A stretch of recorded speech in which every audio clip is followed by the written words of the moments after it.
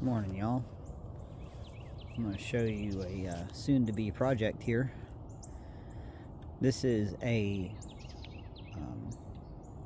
wet weather creek bed.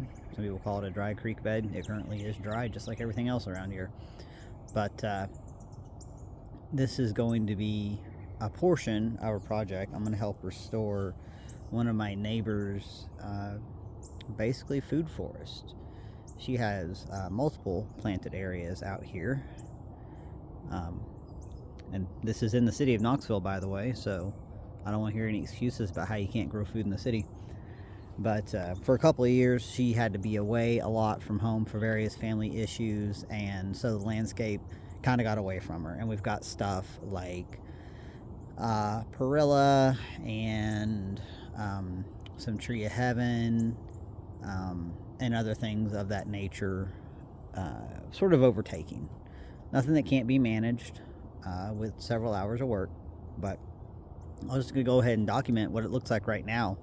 We've got a lot of this aster and other useful native wildflowers, and so we're actually waiting until early November to really address any of this because there's still a lot of pollinator activity going on. It's October 9th right now, and we don't want to interrupt that process. Plus, it's cooler and a little easier to work. So I wanted to get in here and see what's actually here right now that we want to keep so that I can tag it. We don't accidentally cut anything when stuff is starting to go dormant. So there's a nice persimmon in here. There's lots of this goldenrod. It'll spring up elsewhere, so I'm not too worried about cutting it out. We've got quite the bramble thicket right here that's going to be lots of fun to address. Lots of pokeweed that needs to go away. We've got some privet in there too. A lot of Japanese honeysuckle. But then we got to be careful here. Although I'm not going to be disrupting the soil. This is all going to be brush cutter work. So you know the asparagus here, if it comes down, that's not going to be a big deal. It'll come right back up. Lots of vine pulling, lots of brush work.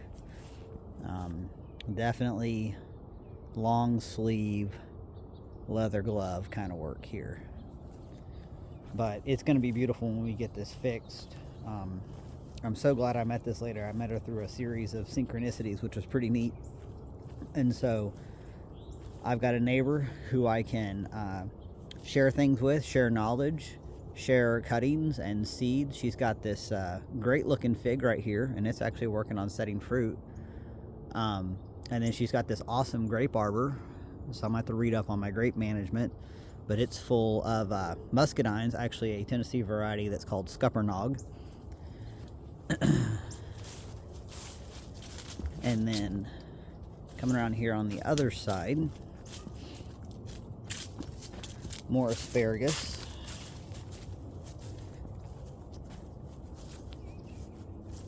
I believe that's a hydrangea, and I actually need to look up and see what this little guy is. It's obviously supposed to be here, so I gotta figure out what that is. That's a new one to me.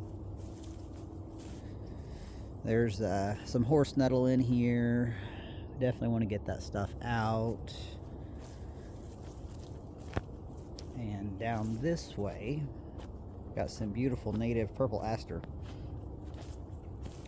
I love this stuff. It's gorgeous. Late season food for bees and butterflies.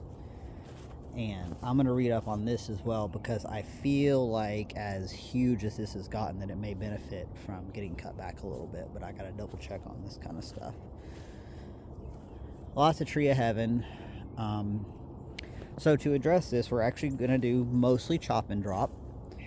The larger stuff I will either run through my little chipper, or we may even lay it out in the swales that are south of this current creek bank here.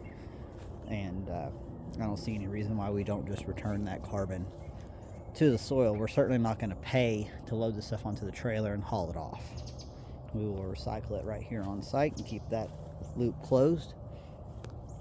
So that's what I got right now. I'll be sure to document when I've addressed this in about a month.